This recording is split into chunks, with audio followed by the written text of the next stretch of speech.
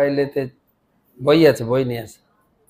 এখন আমাদের বিবিটি একটা অ্যাপ বের করেছে, অ্যাপ ট্রান্সেন্ড অ্যাপ, যেটা আপনি এখন মানে 5,000 টাকার দাম, যত বিবিটির বই আছে সব পেয়ে যাবেন। এমনি ভাগবত কিনতে গেলে আলাদা দাম, চৈতন্য আলাদা দাম, কিন্তু অ্যাপে একসঙ্গে সব বই পেয়ে যাবেন। এবং ভয়েসও আছে, যদি আপনি পড়তেও না পারেন, আমি গীতার প্রথম অধ্যায়টা শুনবো, সুইচ মারলেই বলতে থাকবে, আপনি শুনবেন। অডিও আর এমনি ফিজিক্যাল বুকও রয়েছে, দুটো একসঙ্গে পেয়ে যাবেন। যত বইয়ে সব আপনার মোবাইলে বা ল্যাপটপে বা ডেস্কটপে ঢুকিয়ে রাখতে পারেন। তো সেখানে যখন খুশি যেখানে খুশি আপনি খুলে পড়তে পারবেন। আর রেফারেন্স, ভক্তিশাস্ত্রী, ভক্তি বৈভব পরীক্ষা দিতেও দেখে দেখে লিখে দেবেন, টুকলি করা যাবে। হ্যাঁ, 5,000 টাকায় অনেক কিছু করা যাবে। তো আমরা আনছি ওটা, এই এমনি বই বিক্রির সঙ্গে সঙ্গে ওটাও বিক্রি করা শুরু হবে। তো মহাপ্রভু কোথায় পৌঁছেছেন? রেমুনা। রেমুনা না, দন্তন না, মূর্ধন্য, রেমুনা। রেমুনাতে পৌঁছেছেন। রেমুনা নাম এই জন্য, অত্যন্ত রমণীয় স্থান। ত্রেতা যুগে ভগবান রামচন্দ্র যখন তীর্থ ভ্রমণ করতে করতে করতে করতে, তীর্থভ্রমণ বলছি কি বলে, বনবাস, 14 বছর বনবাস করতে করতে ওই জায়গায় এসেছিলেন। তো ওখানে ওই জায়গাটা দেখে খুব পছন্দ হয়েছে, খুব সুন্দর রমণীয় স্থান, এখনো যাবেন। তো ওখানে প্রায় 1 মাস ছিলেন ভগবান রামচন্দ্র, লক্ষ্মণ, সীতা। এবং সীতা দেবী, মায়েদের মাসিক ধর্ম, সেখানেও তিনি স্নান করার জন্য ভগবান রামচন্দ্রকে নদীর আবেদন, নদী, ভগবান রামচন্দ্র এই বান মেরে, ভূমি থেকে সপ্ত বান মেরে সপ্তশিরা নদী প্রকট করেছিলেন, এখনো সেই নদী আছে ত্রেতা যুগে। তো ভগবান রামচন্দ্র ওখানে থাকাকালীন তার ভিতরে পরম আনন্দ হয়েছিল, আনন্দ। মা সীতা জিজ্ঞাসা করছিলেন এই আনন্দের উৎস কি? তো প্রভু রামচন্দ্র বলেছিলেন যে দেখো দূরে ধেনু বৎস সব চলছে, গাই বাছুর চড়ছে, সেইটা দেখে মনে পড়ে গেল দাপর যুগে আমাদের, এখন যেরকম ত্রেতা যুগে অযোধ্যাতে এসেছি, তো আমাদের দাপর যুগে বৃন্দাবনে আসতে হবে আমাদের। আর বৃন্দাবনের মুখ্য লীলা হচ্ছে গোচারণ লীলা, মনে পড়ে গেল। তাই সেই আনন্দে আমি আত্মাহারা হয়ে গেছি। সেটা কেমন? তো ভগবান রামচন্দ্র একটা পাথর নিয়ে তীরে শলাকা দিয়ে যে দাপর যুগের লীলা কেমন হবে, ত্রিভঙ্গ ললিত গোপীনাথ, কৃষ্ণ বিগ্রহ, গোপী, গাই বাছুর সব আঁকছিলেন, এবং পিছনে ছিল বংশী বট। কিছু কাজ বাকি ছিল চিত্রটা কমপ্লিট করতে, তিনি রেখে গেছেন, পরে এসে ওটা কমপ্লিট করবেন। সীতা দেবী হাত বুলিয়ে দেখছেন কত সুন্দর। ভগবান রামচন্দ্র যখন ফিরে এসে ওটাকে অসম্পূর্ণ কাজ সম্পূর্ণ করবেন, যেই তীর স্পর্শ করিয়েছেন রক্ত আসছে, মানে সীতা দেবীর হস্ত স্পর্শে সেই চিত্র প্রাণ প্রতিষ্ঠা হয়ে গেছে। সেই বিগ্রহ এখনো আছেন ওখানে, গোপীনাথ। তো মহাপ্রভু রেমুনাতে গোপীনাথ পরম মোহন, ভক্তি করি কইল প্রভু তার দর্শন। মহাপ্রভু গোপীনাথ দর্শন করেছেন কিভাবে? ভক্তি করে ভগবানকে দর্শন, ভক্তি করি। আমরা তো ভগবান দর্শন করে ইদানিং ছিল প্রভুপাদের কৃপায় আমরা কিছুটা শিখেছি ভগবানকে দর্শন করতে হয় কিভাবে, প্রণাম করতে হয় কিভাবে, তা নাহলে আগে তো এরকম না। তো ভক্তি করি কইল, তার পাদ পদ্ম নিকট প্রণাম করিতে, তার পুষ্প চূড়া পড়িল প্রভুর মাথাতে। যেই মহাপ্রভু দণ্ডবত প্রণাম করেছেন, গোপীনাথের মাথার চূড়া এসে মহাপ্রভুর মাথায় পড়েছে। আর মহাপ্রভু এত আনন্দিত, চূড়া পাইয়া মহাপ্রভুর আনন্দিত মন, বহু নিত্য গীত কইল লইয়া ভক্তগণ। ভক্তদের নিয়ে উদ্দণ্ড নিত্য কীর্তন শুরু করেছেন। প্রভুর প্রভাব দেখি প্রেম রূপ গুণ, বিস্মিত হইলা গোপীনাথের দাসগণ। মহাপ্রভুর দর্শন, 24 বছরের যুবক সন্ন্যাসী স্বয়ং ভগবান, আর প্রেমে নৃত্য করছেন, তার অঙ্গে অষ্টসাত্ত্বিক বিকার, প্রেমাশ্রু, এইসব দেখে গোপীনাথের পূজারীরা অবাক হয়ে গেছে। এই সুদর্শন কোন ব্যক্তি, তার ভিতরে ভগবানের প্রতি এত প্রেম জাগরিত হয়েছে। নানা রূপে প্রীত্য কইল প্রভুর সেবন, সেই রাত্রি তাহা প্রভু করিলা বঞ্চন। তো গোপীনাথের পূজারীরা এসে মহাপ্রভু অনেক সেবা করতে চাইছে, আর মহাপ্রভু সেই রাত্রি ওখানে থাকলেন। আমি বলেছি মন্দির দেখলে রাত্রে থাকতেন, কিসের জন্য থাকলেন মহাপ্রভু, তাও কবিরাজ গোস্বামী লিখছেন, ভালো কথা। ক্ষীর প্রসাদ লোভে রইলা প্রভু তথা, পূর্বে ঈশ্বরপুরী তারে কহিয়াছেন কথা। কিসের জন্য ছিলেন? ক্ষীর প্রসাদের লোভে। কার কাছে শুনেছেন? তার গুরুদেবের কাছ থেকে, তার গুরুদেবের কাছ থেকে শুনেছেন। তার গুরুদেব হচ্ছেন ঈশ্বরপুরী, ঈশ্বরপুরীর গুরুদেব হচ্ছেন মাধবেন্দ্রপুরী। এই যে সম্পর্ক। কি শুনেছিলেন? ক্ষীরচরা গোপীনাথ প্রসিদ্ধ তার নাম, ভক্তগণে কহে প্রভু সেই তো আখ্যান। সেই ক্ষীরচরা গোপীনাথের কথা মহাপ্রভু নিজে বলছেন ভক্তদের সামনে। এরকম বলেন না যে ভাগবত মহারাজ বলছেন, কে বলছেন? মহাপ্রভু নিজে শোনাচ্ছেন। আর চৈতন্য চরিতামৃতে কবিরাজ গোস্বামী সেটাকে লিখে গেছেন বাংলা পয়ার ছন্দে। আমরা ছিল প্রভুপাদের কাছ থেকে 3টা গ্রন্থ পেয়েছি, গীতা, ভাগবতম আর চৈতন্য চরিতামৃত।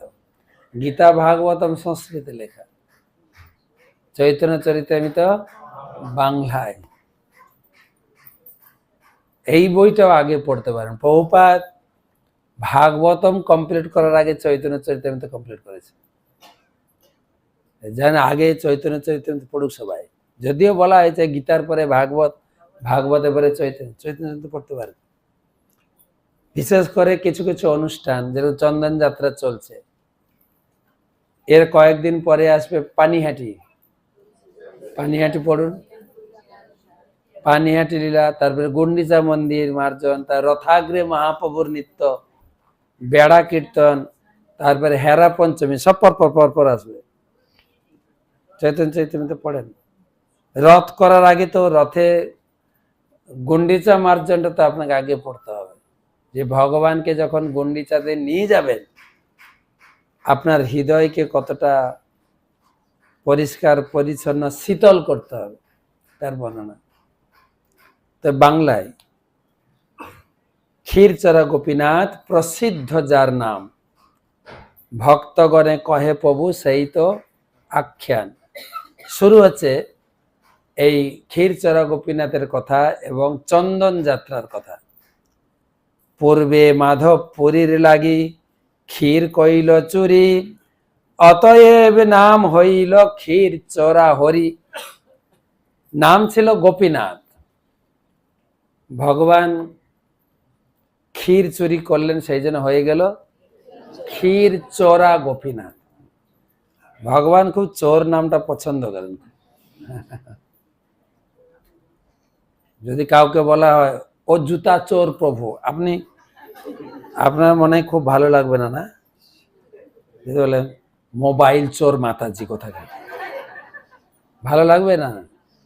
না, এখন তো ভালো লাগে, তো ভোট চোর মাতাজি ভালো লাগে কিনা, এখন শুনতে খুব ভালো লাগে, কারণ না।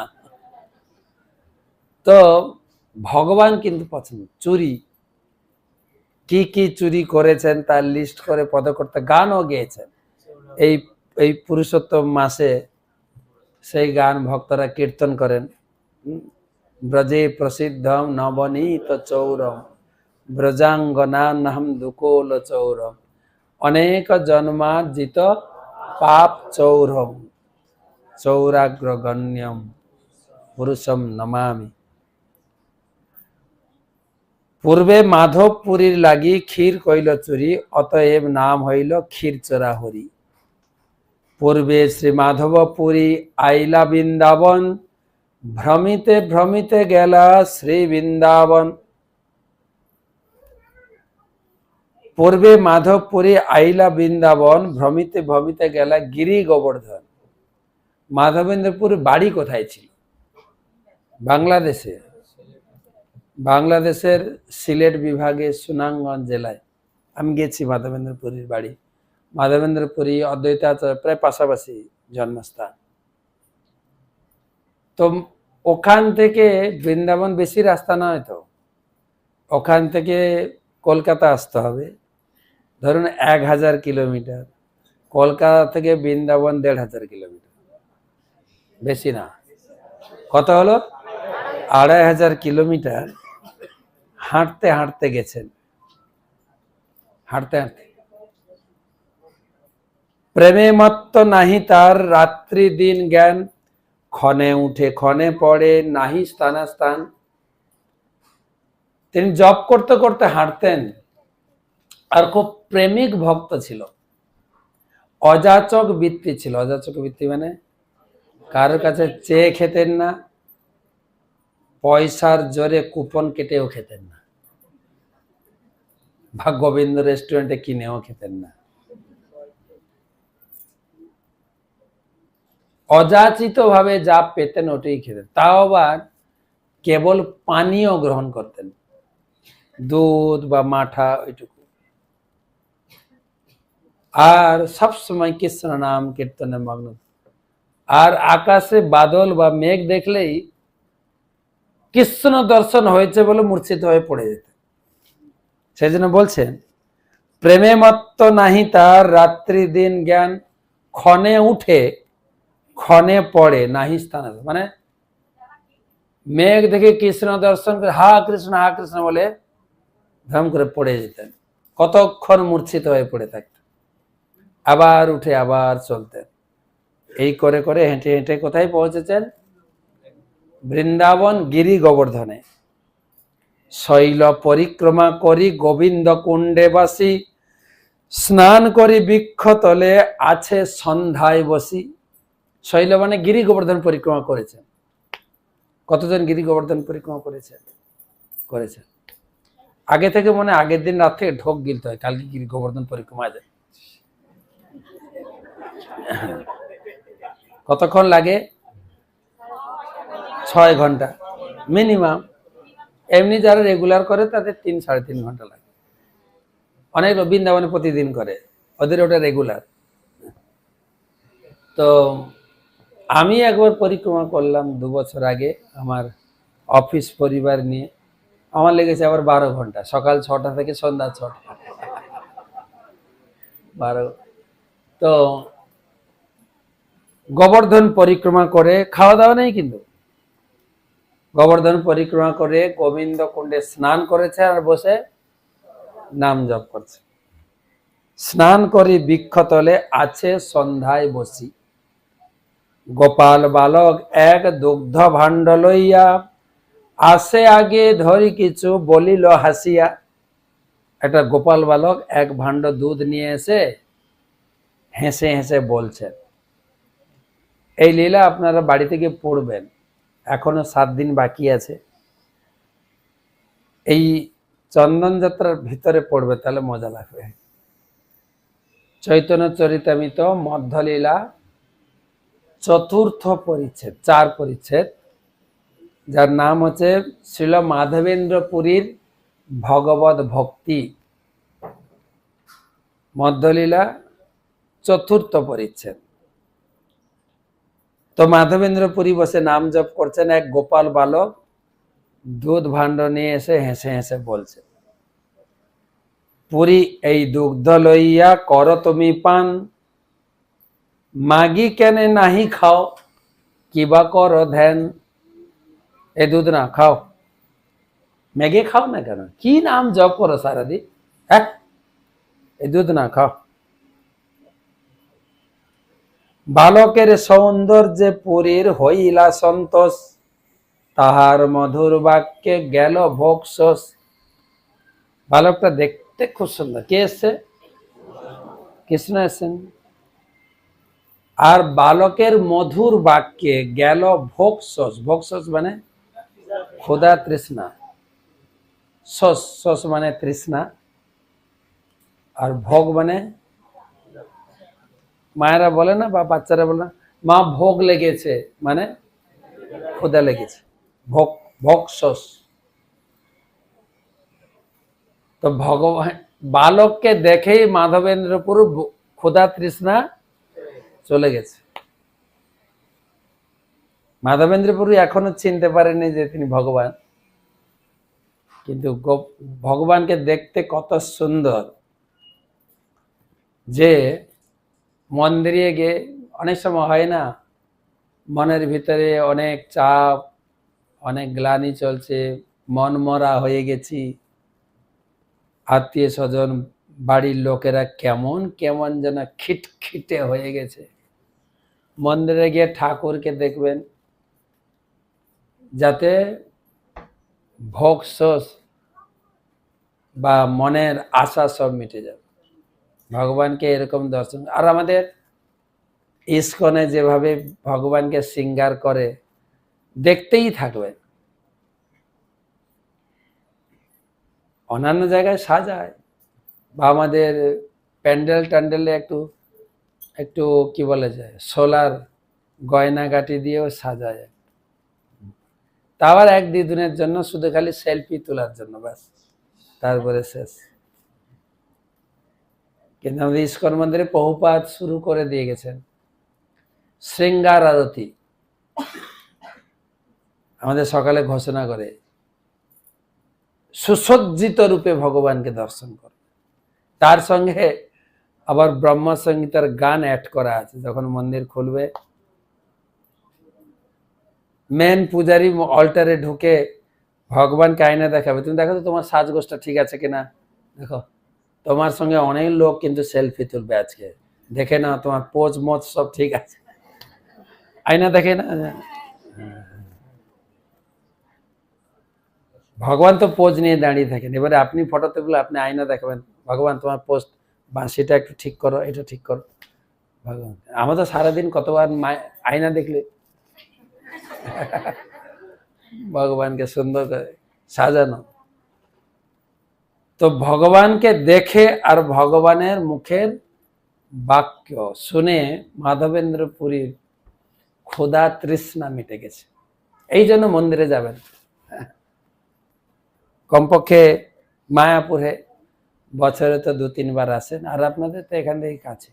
আর আমাদের রাজনৈতিক নেতা মন্ত্রীর তো যারা যারা এজেড, তাদের নাকি ফ্রি নিয়ে যাচ্ছে। কলকাতায় অনেক জায়গায় লেখা আছে, লেখা আছে, দেখেছি আমি ওই বাইপাসে চলতে গিয়ে অনেক জায়গায় লেখা আছে, অবসরপ্রাপ্ত ব্যক্তিদের মায়াপুর ফ্রি ট্যুর নিয়ে যাচ্ছে কিনা জানি না, দেখেছি অনেক জায়গায় লেখা আছে। আর তাছাড়াও এমনি মায়াপুরে আকর্ষণ হয়ে গেছে, এখন চারিদিক থেকে বাস ছাড়ছে দেখছি। আপনার নন্দীগ্রাম থেকে একটা বাস আসছে, ভুবনেশ্বর থেকে আসছে, আজকে দেখলাম একটা মেদিনীপুর থেকে বাস আসছে, কলকাতা থেকে 3খানা, হলদিয়া থেকে একটা, কালনা থেকে একটা আসছে, দুর্গাপুর থেকে, চারিদিক থেকে এখন লোক আর পুরো একদম ভর্তি হয়ে লোক আসছে। আসুন, আর আপনারা তো সকালে গিয়ে বিকালে ফিরে আসতেও পারেন। AC bus, normal bus, train সব সুবিধা। ভগবানকে দর্শন করে মনের ভিতরে যত দুঃখ শোক শান্তি ফ্রেশ হয়ে চলে আসবেন একদম। আরো ভালো হয় দর্শন করে গঙ্গাতে ডুব দিয়ে যা কালিমা টালিমা আছে গঙ্গাতে ছেড়ে ঘরে চলে আসুন। এমনি শাস্ত্রে আছে না, অধরম মধুরম বদনাম মধুরম, ভগবান সবকিছুই মধুর, তার দর্শন, তার মুখমণ্ডল, তার গমন, তার চলন। তো মাধবেন্দ্র পুরী দেখে